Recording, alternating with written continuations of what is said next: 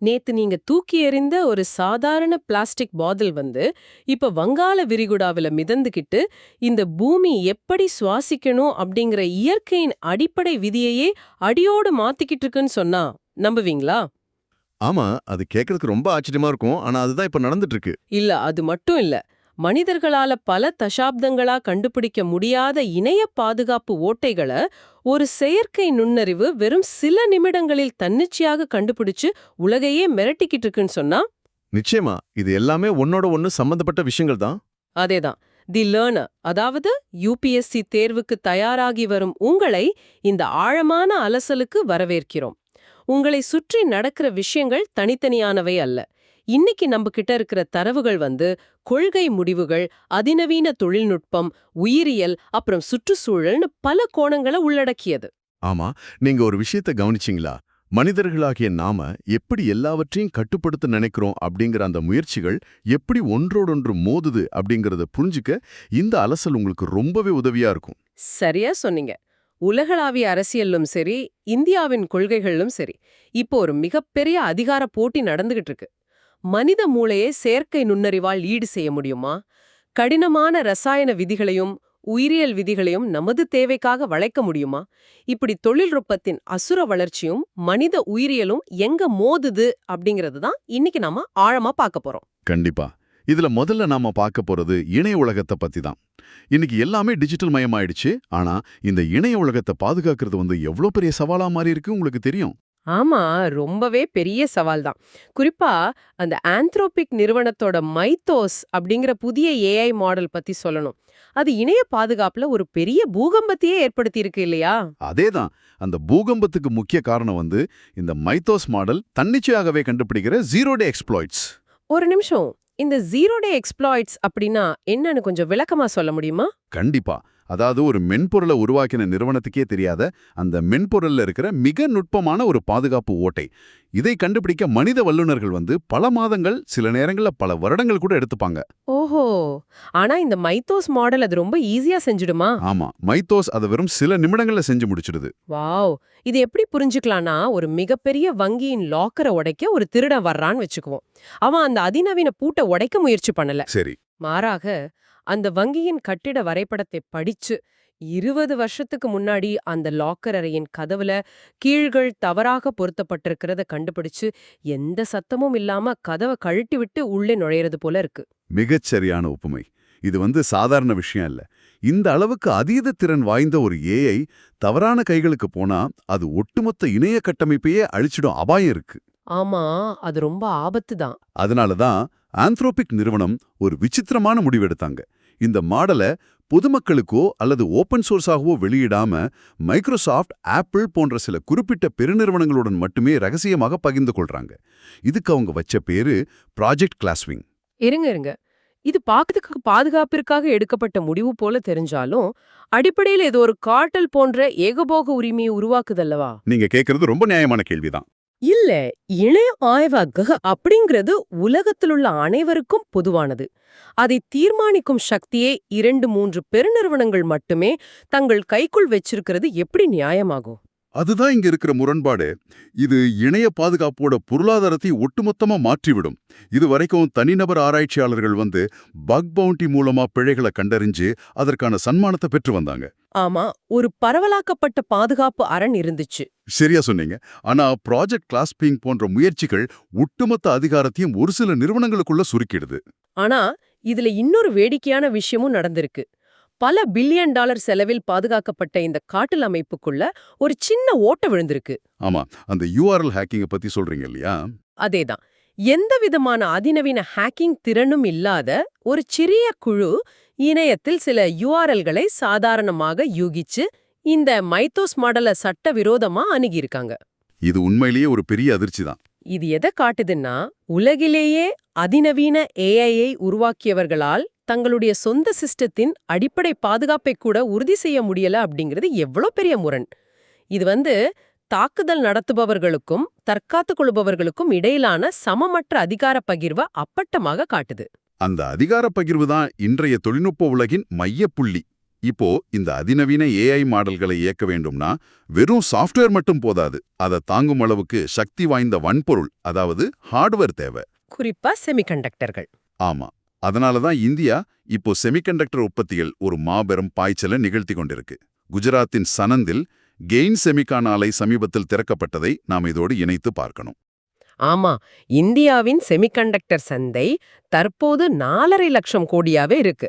இத 2030க்குள்ள $100 பில்லியன், அதாவது சுமார் 9 லட்சம் கோடியாக உயர்த்த ஒரு இலக்கு நிர்ணயிக்கப்பட்டிருக்கு. இது ஒரு பிரம்மாண்டமான கனவு. ஆனா நம்முடைய தற்போதைய நிலை என்ன அப்படிங்கறதையும் பார்க்கணும். ஆமா, உலக அளவில் செமிகண்டக்டர் வடிவமைப்பு பொறியாளர்களில் 20% பேர் இந்தியர்கள். அதாவது மூளை நம்முடையது, ஆனா நமக்கான சொந்த நிறுவனங்கள் என்று எதுவும் பெரிதாக இல்லை. நாம் வெறும் ஊழியர்களாகவே இருக்கிறோமே தவிர உரிமையாளர்களாக இல்லை. அந்த நிலையை மாற்றுவதற்காகத்தான் இந்தியா செமிகண்டக்டர் மிஷன் 2.0 இப்போ தனது கொள்கையை அடியோடு மாற்றியிருக்கு. ஓஹோ, இந்த புதிய மிஷன்ல என்ன மாற்றங்கள் கொண்டு வந்திருக்காங்க? ஆரம்பத்துல வெறும் டிசைன் மற்றும் பேக்கேஜிங்கில் மட்டுமே கவனம் செலுத்திய அரசு இப்போ இரசாயனங்கள், சிறப்பு வாயுக்கள், கருவிகள் தயாரிப்பு, அப்புறம் திறன் மேம்பாடு என ஒட்டுமொத்த சுற்றுச்சூழல் அமைப்பையும் உருவாக்க பார்க்கறாங்க. அதாவது ஒரு எகோசிஸ்டம் உருவாக்குறாங்க. அதேதான். மேலும் சர்வதேச சந்தையில் நம்முடைய சிப்புகள் நிலைக்க வேண்டும்னா 6 சிக்மா தரக்கட்டுப்பாடு மிக அவசியம் என்று வலியுறுத்தப்பட்டிருக்கு. 6 சிக்மா அப்படின்னா 10 லட்சம் செமிகண்டக்டர்களை உற்பத்தி செய்தால் அதில் அதிகபட்சமாக 3 அல்லது 4 சிப்புகளில் மட்டுமே குறைபாடு இருக்கலாம். அந்த அளவுக்கு அதீத துல்லியம் தேவை. ஆமா, ரொம்ப கரெக்டா சொன்னீங்க. நமது மூளை எவ்வளவு வேகமாக யோசித்தாலும் நரம்புகள் வலுவாக இல்லை என்றால் பயனில்லை. அதுபோலதான் அதிநவீன ஏஐக்கு செமிகண்டக்டர்கள். சரி, ஒருபுறம் ஏஐயும் செமிகண்டக்டரும் உலகையே மிரட்டிக் கொண்டிருக்க, மறுபுறம் இந்த தொழில்நுட்பத்தை எதிர்கொள்ள நமது மாணவர்களை, அதாவது அடுத்த தலைமுறையை நம்ம எப்படி தயார்படுத்துறோம்? அது ரொம்ப முக்கியமான கேள்வி. இதுக்காக தான் சிபிஎஸ்இ ஒரு புதிய திட்டம் கொண்டு வந்திருக்காங்க. அந்த சிபிஎஸ்இ கல்வி முறை பத்தி கொஞ்சம் சொல்லுங்க. 2027 கல்வியாண்டு முதல் 3 முதல் 8ஆம் வகுப்பு வரையிலான மாணவர்களுக்கு கணக்கீட்டு சிந்தனை, அதாவது கம்ப்யூட்டேஷனல் திங்கிங் மற்றும் செயற்கை நுண்ணறிவு பாடத்திட்டத்தை சிபிஎஸ்இ கட்டாயமாக்குது. சின்ன குழந்தைங்களுக்கே ஏஐ சொல்லிக் கொடுக்க போறாங்களா? ஆமா. 3 முதல் 5ஆம் வகுப்புகளுக்கு ஆண்டுக்கு 50 மணி நேரம் கணிதம் மற்றும் அறிவியலோடு ஒருங்கிணைந்து கற்பிக்கப்படும்.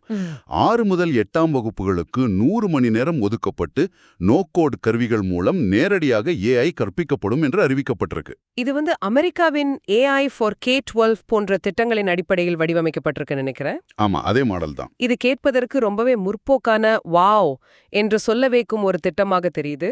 கணினி வசதி இல்லாத பள்ளிகளில் கூட அன்பிளக்டு லேர்னிங், அதாவது கணினியே இல்லாமல் போர்டில் எழுதியோ அல்லது விளையாட்டுகள் மூலமாகவோ ஏஐயை கற்பிக்கலாம்னு சொல்றாங்க. ஆமா, அதுதான் உங்களோட திட்டம். ஆனா இங்கே கொஞ்சம் யதார்த்தத்திற்கு வருவோம்.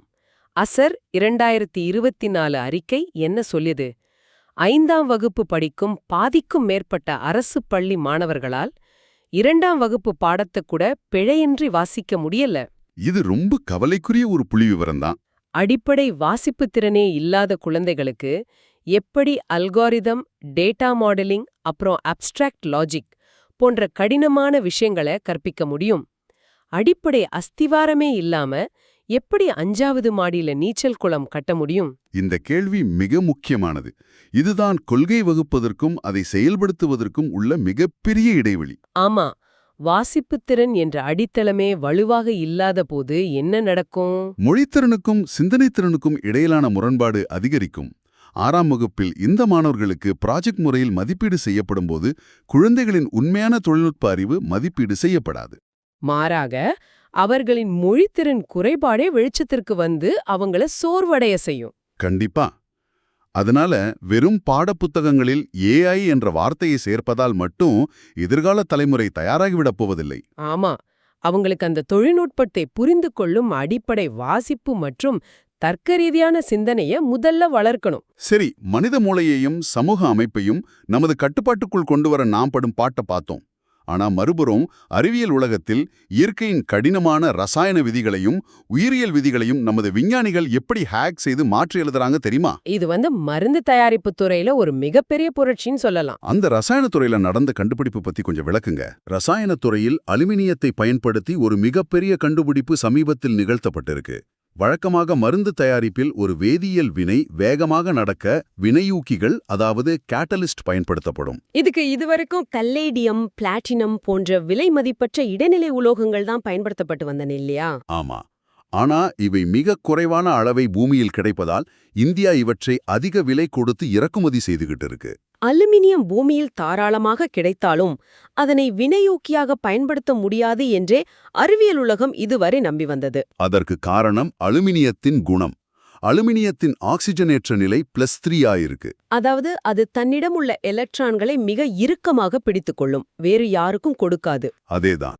இதை எப்படி புரிந்து கொள்ளலாம்னா, ஒரு அலுவலகத்தில் பல ஆண்டுகளாக வேலை செய்யும் ஒரு ஊழியர் இருக்கிறார். அவர் ஒரு வேலையை மட்டும்தான் செய்வார். புதிதாக எந்த பொறுப்பையும் ஏற்றுக்கொள்ள மாட்டார். மற்றவர்களிடம் பேசவும் மாட்டார். அவர்தான் அலுமினியம். சூப்பர்.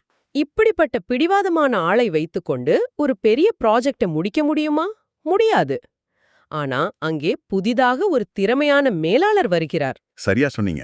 அந்த திறமையான மேலாளர் தான் சீன ஆராய்ச்சியாளர்கள் கண்டுபிடித்த கார்போசோலில் லிகாண்ட் என்ற மூலக்கூறு. இந்த லிகாண்ட் என்ற மேலாளர் பிடிவாதமான அலுமினியத்தோடு இணைந்து அதன் பிடிவாதத்தை தளர்த்துறார் இல்லையா? ஆமா. அத பல வேலைகளை திறம்பட செய்யும் ஒரு ஆக்டிவான ஊழியராக, அதாவது ஒரு சிறந்த வினையூக்கியாக மாற்றிவிடுகிறது. இதன் மூலம் ஆல்கைன் சைக்ளோட்ரைமரைசேஷன் என்ற கடினமான வேதியியல் வினைய மிக எளிதாக நிகழ்த்துறாங்க. அதாவது 3 தனித்தனி மூலக்கூறுகளை ஒன்றாக இணைத்து ஒரு வளைய அமைப்பை உருவாக்குவது. மருந்து தயாரிப்பில் இந்த வளைய அமைப்புகள் மிக முக்கியம். நிச்சயமா. இந்த புதிய அலுமினியம் நிலாய்டு கூட்டணியின் வேகம் எவ்வளவு தெரியுமா? இதன் டர்ன்ஓவர் எண் 2290 இருக்கு. வாவ்! அப்படின்னா ஒரு மூலக்கூறு வினையூக்கி 2290 முறை இந்த வேதியியல் வினையை தொய்வில்லாமல் செய்து முடிக்கும். ஆமா. இது இந்தியாவின் மருந்து தயாரிப்பு துறைக்கு ஒரு மாபெரும் வரப்பிரசாதம். பிளாட்டினம் போன்ற விலை உயர்ந்த உலோகங்களை தவிர்த்துவிட்டு தாராளமாக கிடைக்கும் அலுமினியத்தை பயன்படுத்தினால் எதிர்காலத்தில் அத்தியாவசிய மருந்துகளின் விலை பல மடங்கு குறையும். அது ரொம்ப நல்ல விஷயம். ரசாயன விதிகளையே மாற்றியது போல உயிரியல் விதிகளையும் இப்போ மாற்றி அமைத்து கொண்டிருக்கிறோம். பாக்டீரியாக்களை நாம் இதுவரை எதிரிகளாகவே பார்த்து பழகிவிட்டோம். ஆனா இப்போ ஒளியை பயன்படுத்தி ஈகோலை பாக்டீரியாக்களை ஒரு தொழிற்சாலையாக மாற்றும் புதிய முறை வந்திருக்கு. இதுக்கு போட்டோ பயோ கேட்டலிசிஸ் அப்படின்னு பேரு. ஒளியை பயன்படுத்தியா?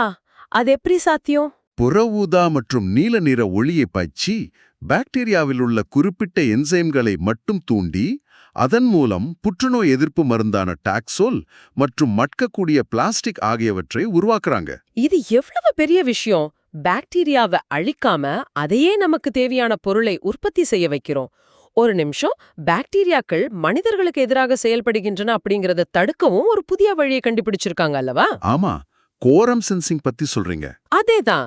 இது எனக்கு மிகவும் பிடித்த ஒரு பகுதி. இது கொஞ்சம் விளக்கமாக சொல்லுங்களேன். நிச்சயமா. வழக்கமாக ஒரு பாக்டீரியா தொற்றை அழிக்க நாம் நுண்ணுயிர் எதிர்ப்பிகளை, அதாவது ஆன்டிபயோட்டிக்குகளை பயன்படுத்துகிறோம். சரி. இது எப்படி இருக்குன்னா, ஒரு ஊரில் சில ரவுடிகள் கலவரம் செய்றாங்க என்பதற்காக அந்த ஊர் முழுவதிலும் குண்டு போட்டு அழிப்பது போல. இதனால் பாக்டீரியாக்கள் தங்களை உருமாற்றிக் கொண்டு மருந்துகளுக்கே கட்டுப்படாத சூப்பர் பக்ஸ் ஆக மாறிவிடுகின்றன. ஆனா இந்த புதிய கோரம் சென்சிங் முறை அப்படி குண்டு போடுவதில்ல. ஆமாம். பாக்டீரியாக்கள் ஒன்றோடு ஒன்று பேசி தகவல் பரிமாறிக்கொண்டுதான் ஒரு நோயை உருவாக்குகின்றன. அந்த தகவல் தொடர்பு முறைக்குத்தான் கோரம் சென்சிங் என்று பெயர். ஆஹா, அப்போ இது ரவுடிகளோட செல்போன் நெட்வொர்க்கை கட் பண்ற மாதிரி? மிகச்சரியான உதாரணம். அந்த தொடர்பை மட்டும் ஒளியின் மூலம் துண்டித்துவிட்டால் பாக்டீரியாக்கள் அங்கேயே இருந்தாலும் அவற்றால் ஒன்று சேர முடியாது, எந்த தீங்கும் செய்ய முடியாது. வாவ்! பாக்டீரியாவை கொல்லாமலேயே அதன் கோபத்தை மட்டும் அமைதிப்படுத்துறாங்க. இதனால் எதிர்காலத்தில் ஆன்டிபயோட்டிக் எதிர்ப்பு திறன் என்ற மிகப்பெரிய அபாயம் தடுக்கப்படும். இது ஒரு மிகப்பெரிய திருப்புமுனை. இந்த புதிய மருந்து தயாரிப்பு முறைகள் மனிதகுலத்தின் மிகப்பெரிய 2 சவால்களை எதிர்கொள்ள பயன்படுகின்றன. ஒன்று வயது முதிர்வு, மற்றொன்று புற்றுநோய். மனிதர்கள் தங்கள் உடலை கட்டுக்குள் கொண்டுவர போராடும் உச்சக்கட்ட போர் இதுதான். ஆமா. உலகளவில் 50 வயதிற்கு மேற்பட்டவர்களில் 4இல் ஒருவரை வயது முதிர்வு அல்லது தளர்ச்சி பாதிக்குது. இதை ஒரு நோயாகவே பார்க்காமல் வயதானால் வருவதுதானே என்று விட்டுவிடுகிறோம். ஆனா இப்போ லோமசல் பி எனப்படும் மெசன்கிமல் ஸ்டெம் செல் சிகிச்சை இதற்கு ஒரு தீர்வை கொண்டு வந்திருக்கு. ஆமா, இந்த லோமசல் பி சிகிச்சை வயதானவர்களின் உடலில் உள்ள திசுக்களை சரி செய்து வீக்கத்தை குறைக்குது. இதோட பரிசோதனையில 70 முதல் 85 வயதுடைய முதியவர்கள் 6 நிமிட நடை பரிசோதனையில் வழக்கத்தை விட 60 மீட்டர் அதிகமாக நடந்துள்ளார்கள். இது சாதாரண விஷயம் இல்ல. ஒரு வயதானவருக்கு 60 மீட்டர் அதிகமாக நடப்பது என்பது ஒரு சின்ன நம்பர் அல்ல. ஆமா, அது அவங்க கழிப்பறைக்கு தன்னிச்சையாக நடந்து செல்வதற்கும் படுக்கையிலேயே நிரந்தரமாக முடங்குவதற்கும் உள்ள வாழ்க்கை வித்தியாசத்தை குறிக்குது. இது முதியோர்களின் சுதந்திரத்தை மீட்டு தரும் ஒரு மேஜிக். இந்த மேஜிக்கை நாம இந்திய சூழல்ல வைத்து பார்க்கணும். இதை பரவலாக்குவது அவ்வளோ எளிதல்ல. இந்தியாவில் 2050க்குள் முதியவர்களின் எண்ணிக்கை மொத்த மக்கள் தொகையில் 20% உயரப்போகுது. ஆனா நமது மருத்துவக் கொள்கைகள் இதற்கு தயாராக இருக்கிறதா? ஆயுஷ்மான் பாரத் போன்ற மாபெரும் காப்பீட்டுத் திட்டங்கள் வெறும் அவசர மருத்துவ சிகிச்சைக்கு மட்டுமே உதவுது. ஆமாம், முதியோர் பராமரிப்புக்கோ அல்லது தளர்ச்சியை தடுக்கும் இது போன்ற சிகிச்சைகளுக்கோ எந்த நிதியுதவியும் இல்லை. அது மட்டுமில்லையே, கடந்த காலங்களில் இந்தியாவில் ஸ்டெம் செல் என்ற பெயரில் பல போலி கிளினிக்குகள் முறைகேடுகள் செய்ததால் இந்திய மருத்துவ ஆராய்ச்சி கவுன்சில், அதாவது ICMR, இந்த ஸ்டெம் செல் சிகிச்சைகளுக்கு மிக கடுமையான கட்டுப்பாடுகளை விதித்துள்ளது.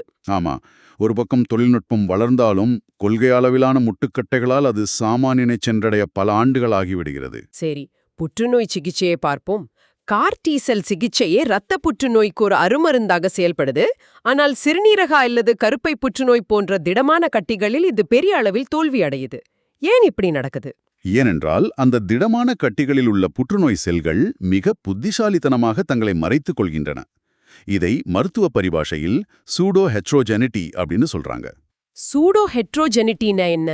அதாவது புற்றுநோய் செல்கள் ESH2 அப்படிங்கிற ஒரு என்சைம் மூலம் தங்களது டிஎன்ஏவை ஒரு வரைபடத்தை சுருட்டி வைப்பது போல மிக இறுக்கமாக சுருட்டி மறைத்து வைத்துக் கொள்கின்றன. கார் டி செல்ஸ் CD70 என்ற புரதத்தின் சிக்னலை வைத்துதான் புற்றுநோய் செல்களை கண்டுபிடித்து அழிக்கும். ஆனால் இந்த DNA சுருட்டுவப்படுவதால் அந்த CD70 புரதம் மிக குறைந்த அளவிலேயே வெளியே தெரியுது இல்லையா? ஆமாம், இதனால் கார் டி செல்கள் இங்கே கேன்சர் இல்லை போல என்று ஏமாந்து கடந்து சென்று விடுகின்றன. இதை படிக்கும்போதே ஆச்சரியமாக இருந்தது. மனித உடலுக்குள் நடக்கும் இந்த கண்ணாமூச்சி விளையாட்டில் கேன்சரை எப்படித்தான் பிடிப்பது? இதை முறியடிக்கத்தான் விஞ்ஞானிகள் இப்போ ஹிட் ரிசெப்டர், அதாவது HLA இண்டிபெண்டன்ட் T செல் ரிசெப்டர் அப்படிங்கிற புதிய ஆயுதத்தை உருவாக்கியிருக்காங்க. ஓஹோ, இந்த ஹிட் ரிசெப்டர்கள் எப்படி வேலை செய்யுது? இந்த ஹிட் ரிசெப்டர்கள் எவ்வளவு நுண்ணிய சிக்னல் வந்தாலும், அதாவது கேன்சர் செல்கள் எவ்வளவுதான் தங்களை மறைத்து கொண்டாலும் அவற்றை துல்லியமாக கண்டுபிடித்து அழிக்கும் திறன் கொண்டவை. ஆனா இங்கேயும் ஒரு சிக்கல் இருக்குதே. இதைத்தான் விஞ்ஞானிகள் கோல்டிலாக் சவால் அப்படின்னு சொல்றாங்க. இதை எப்படி புரிந்து கொள்ளலாம்? சொல்லுங்க. ஒரு வங்கியின் செக்யூரிட்டி கார்டு கண் பார்வை குறைமானவராக இருந்தால் அவர் கண் முன்னே திருடன் போனாலும் கண்டுபிடிக்க மாட்டார். அதுதான் பழைய கார் டி செல். சரி. சரின்னு அவருக்கு அதீத உணர்திறன் கொண்ட ஒரு கண்ணாடிய மாட்டினால் அவர் வங்கியின் மேலாளரை கூட திருடன் என்று நினைத்து சுட்டுவிடுவார். அதுபோல இந்த ஹிட் ரிசெப்டர்களின் உணர்திறனை அதீதமாக அதிகரித்தால் அவை புற்றுநோய் செல்களை மட்டுமின்றி ஆரோக்கியமான நல்ல செல்களையும் அழித்துவிடக்கூடும் அபாயம் இருக்கு.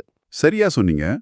இது மட்டும் இல்லாம முதியோர் சிகிச்சையில் கேஸ்கேடிங் லாஜிக் அப்படிங்கிற ஒரு ஆபத்தான சுழற்சியை பற்றியும் நாம் விவாதிக்கணும். கேஸ்கேடிங் லாஜிக்னா ஒரு நோய்க்காக ஒரு மருந்து கொடுக்கப்படுது.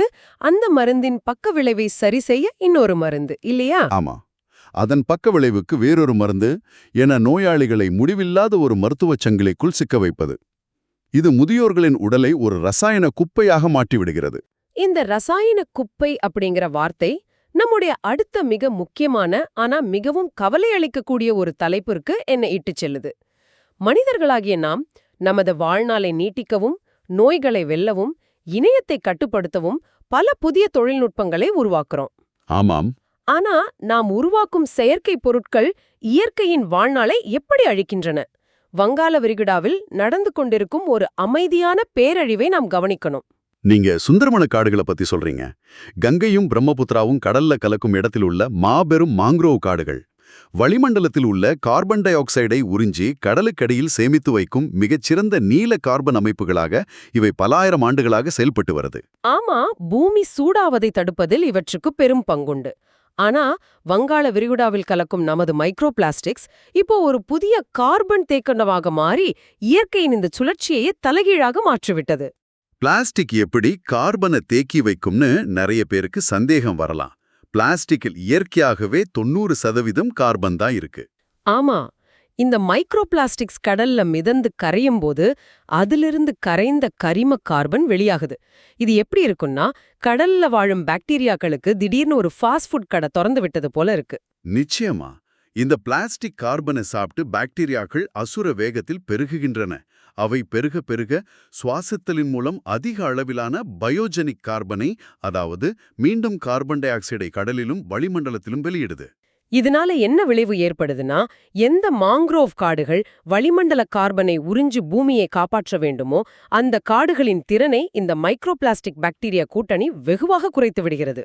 அதாவது இயற்கையாக கார்பனை உறிஞ்சும் அமைப்புக்கு எதிராக நமது பிளாஸ்டிக் குப்பைகளே ஒரு புதிய கார்பனை உருவாக்கும் தொழிற்சாலையாக மாறி இயற்கையின் கழுத்தை நெரிக்கிறது. ஆமா, தொழில்நுட்பம் நமக்கு நன்மைகளை தந்தாலும் அது எப்படி பூமியின் அடிப்படையையே அசைத்து பார்க்கிறது என்பதற்கு இது ஒரு கொடூரமான சாட்சி. சரி, இன்று நாம் பேசிய விஷயங்களை சற்று தொகுத்து பார்ப்போம். செமிகண்டக்டர் உற்பத்தியை விரிவுபடுத்தும் இந்தியாவின் ISM 2.0 கொள்கைகள் ஒரு புறம், அந்த சிப்புகளை கொண்டு இயங்கும் ஆனா மனித கட்டுப்பாட்டை மீறி இணைய பாதுகாப்பை அடியோடு மாற்றப்போகும் ஆந்த்ரோபிக்கின் மைத்தோஸ் AI மறுபுறம். ஆமாம், இந்த உலகை எதிர்கொள்ள CBSE கொண்டு வரும் AI பாடத்திட்டம், ஆனா வாசிப்பு திறன் இல்லாத அடிப்படை முரண்பாடு என சமூக அமைப்பின் சவால்களை பார்த்தோம். அதேபோல பிடிவாதமான அலுமினியத்தை ஒரு மேலாளரை கொண்டு வினையூக்கியாக மாற்றிய வேதியியல் ஆச்சரியம், ஒளியை பயன்படுத்தி பாக்டீரியாக்களின் தகவல் தொடர்பை மட்டும் துண்டித்து அவற்றை அமைதியாக்கும் போட்டோபயோ கேட்டலிசிஸ் பற்றியும் பேசினோம். வயதாவதை தடுத்து மனிதனை அதிக தூரம் நடக்க வைக்கும் லோமசெல் பி ஸ்டெம் செல் சிகிச்சை மற்றும் தன்னை மறைத்துக் கொள்ளும் புற்றுநோயை தேடிக் கண்டுபிடிக்கும் அதிநவீன ஹிட் ரிசெப்டர்கள் குறித்தும் அலசினோம். இறுதியாக நமது சுந்தரவன காடுகளின் சுவாசத்தை நிறுத்தும் பிளாஸ்டிக் கழிவுகள் எப்படி இயற்கையின் சமநிலையை குலைக்கின்றன என்பதையும் விரிவாக பார்த்தோம். UPSC தேர்விற்கு தயாராகும் நீங்க இந்த நிகழ்வுகளை தனித்தனியான செய்திகளாக பார்க்கக்கூடாது. ஒரு செமிகண்டக்டர் கொள்கை முடிவு எப்படி அதிநவீன AI-ஐ இயக்குகிறது, அந்த AI எப்படி கல்வியில் புகுத்தப்படுகிறது, அறிவியல் கண்டுபிடிப்புகள் எப்படி மனித ஆயுளை நீட்டிக்கின்றன, ஆனா அதே மனிதனின் பிளாஸ்டிக் கழிவுகள் எப்படி சுற்றுச்சூழலை அழிக்கின்றன என்பதை தொடர்புபடுத்தி பழகுங்கள். ஆமா, இந்த பரந்த பார்வைதான் உங்களை ஒரு சிறந்த நிர்வாகியாக உருவாக்கும். மிக சரியாக சொன்னீங்க. விடைபெறும் முன் உங்களுக்கான ஒரு சிந்தனை. அறிவியலும் மருத்துவமும் மனிதர்களின் வாழ்நாளை இன்னும் பல ஆண்டுகள், ஏன் 100 வயது வரை கூட நீட்டிக்கலாம். நாம் புற்றுநோயையும் வெல்லலாம். ஆனா மைக்ரோ பிளாஸ்டிக்ஸ் போன்ற கழிவுகளால் கடலின் சுவாசம் நின்று கொண்டிருக்கும்போது, இயற்கையின் நுரையீரல் அழியும்போது வெறும் மருத்துவ தொழில்நுட்பங்களால் மட்டும் இந்த உலகை காப்பாற்றிவிட முடியுமா? நாம் உருவாக்கும் கண்டுபிடிப்புகளே நமது அழிவிற்கான காலக்கெடுவை நிர்ணயிக்கப் போகிறதா? சிந்தித்துப் பாருங்கள். உண்மையான அறிவு என்பது விடைகளில் இல்லை, நாம் கேட்கும் கேள்விகளில்தான் இருக்கிறது. தொடர்ந்து தேடுவோம், தொடர்ந்து கற்போம்.